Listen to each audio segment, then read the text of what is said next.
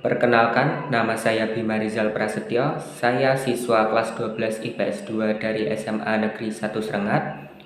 Di video ini saya akan menjelaskan tentang sejarah organisasi global Pakta Warsawa. Materi yang akan saya sampaikan pada video ini meliputi latar belakang, perkembangan, serta pengaruh Pakta Warsawa bagi negara Indonesia. Namun, sebelum menginjak kepada materi, mari kita bahas apa itu Pakta Warsawa. Pakta Warsawa merupakan organisasi aliansi militer global yang ditandatangani oleh Uni Soviet dan 7 negara blok timur lainnya pada 14 Mei 1955. Organisasi ini beranggotakan Uni Soviet, Bulgaria, Hungaria, Jerman Timur, Polandia, Rumania, serta Cekoslovakia. Pakta Warsawa dikenal secara resmi sebagai perjanjian persahabatan, kerjasama, dan bantuan bersama yang dirancang oleh pemimpin Uni Soviet, yaitu Nikita Khrushchev pada tahun 1955. Pakta Warsawa terbentuk sebagai wujud pertentangan dari Blok Timur terhadap Blok Barat pada masa Perang Dingin. Akibat terpecahnya kedua kubu ini, masing-masing dari mereka jadi saling unjuk kekuatan militer. Organisasi ini memiliki tujuan untuk menyatukan negara-negara di Blok Timur dalam rangka mengantisipasi ancaman dari NATO atau aliansi dari Blok Barat.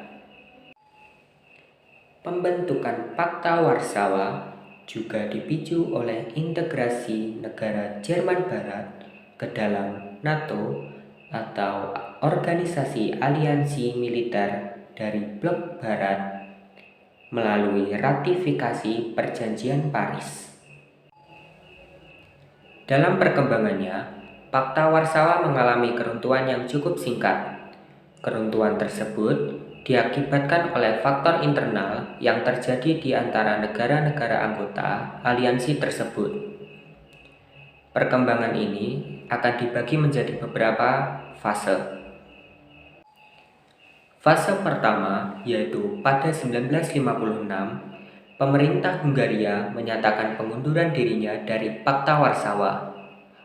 Pengunduran diri ini diakibatkan oleh adanya demonstrasi anti-Soviet di Hungaria yang didukung oleh dinas-dinas keamanan Barat.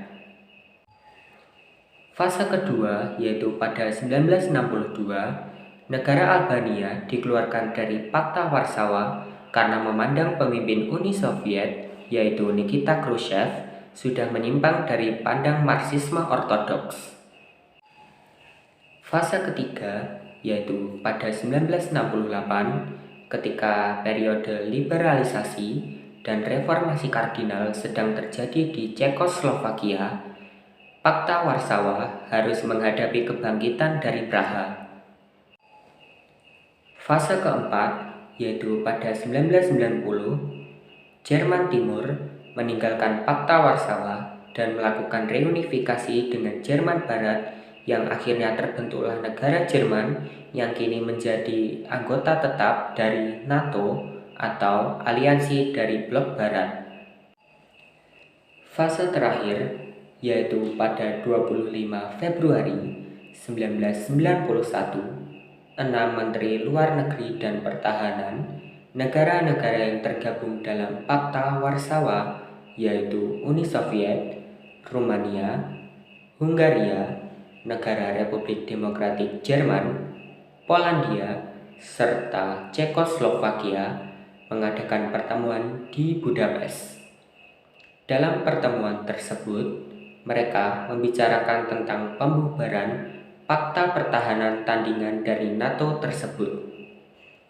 Semua mantan anggota dari Pakta Warsawa kecuali Uni Soviet segera bergabung dengan NATO. Dengan munculnya Pakta Warsawa bukan hanya memberikan dampak bagi negara-negara di bagian Eropa saja, namun dampak dari organisasi tersebut juga terasa sampai ke negara-negara di bagian Asia. Khususnya di bagian Indonesia, terdapat dua pengaruh yang sangat terasa. Pengaruh yang pertama, yaitu pengaruh ideologi, sangat terasa bagi negara Indonesia. Pengaruh ini ditandai dengan munculnya paham-paham baru yang mempengaruhi sistem politik ekonomi di Indonesia. Contohnya, pada masa Orde Lama, sistem politik ekonomi di Indonesia dipengaruhi oleh paham komunisme sosialisme, serta pada masa Orde Baru, sistem politik ekonomi di Indonesia dipengaruhi oleh paham liberalisme kapitalisme. Pengaruh yang kedua yaitu Indonesia bersama dengan negara-negara lain yang tidak tergabung dalam aliansi manapun membentuk organisasi mereka sendiri. Organisasi ini dinamakan GNB atau Gerakan Non-Blok.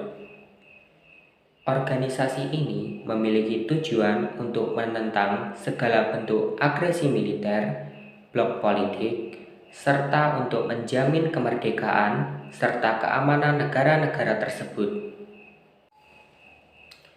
Kesimpulan pada materi kali ini yaitu meskipun Pakta Warsawa memiliki sejarah yang cukup singkat yang diakibatkan oleh konflik internal yang terjadi di antara negara-negara anggota organisasi tersebut, namun Pakta Warsawa memiliki dampak dan pengaruh yang cukup besar bagi dunia. Pengaruh dan dampak tersebut dapat dilihat dari munculnya ideologi-ideologi, paham-paham, serta gerakan-gerakan baru yang dapat merubah tatanan sistem sosial, politik, serta ekonomi yang ada di dunia. Tidak terkecuali bagi negara Indonesia yang tidak terkena dampaknya secara langsung. Sekian untuk video kali ini. Bila ada kurang lebihnya saya mohon maaf. Saya Bima Rizal Prasetyo mohon untuk undur diri. Sampai jumpa di lain kesempatan.